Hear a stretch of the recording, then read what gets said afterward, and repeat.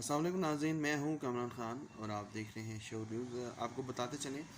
کہ sugar mills مالکان حکومت کے درمیان جو مذاکرات ہو رہے ہیں اس میں حکومت کا یہ کہنا ہے کہ کسان اور شوگر ملز مالکان جو ہیں وہ اپنے مسائل خود حل کریں، اپنے درمیان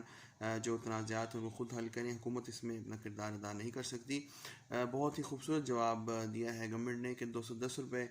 جو ہے گنا جو ہے وہ فی من موجود ہے مارکیٹ میں، اور گنے کی اضافی پیداوار جو ہے وہ بھی ہوئی ہے اس سال۔ اس لیے جو شوگر ملز مالکان ہیں اور جو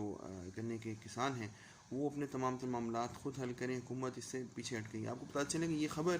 اس لیے بھی بہت اہم ہے کہ شوگر ملز کے حوالے سے جہانگیر ترین کی جو JWD جو ہے شوگر مل، وہ بھی جو ہے اس کے مسئلے مسائل بھی چلتے رہے ہیں، ان کو نااہل بھی ہونا پڑا بہت سی قانونی رکاوٹوں کے بعد، اور اس کے بعد پاکستان میں چینی کا شدید بحران رہا ہے، اور باہر سے ہمیں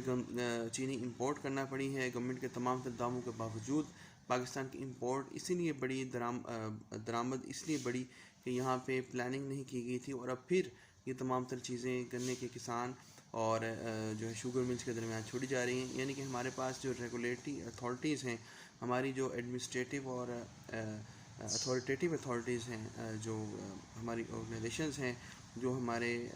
ریگولیٹ کرنے والے ادارے ہیں، وہ کسی بھی طور پر صحیح طریقے سے کام نہیں کر رہے، جس وجہ سے عوام کو شدید مشکلات کا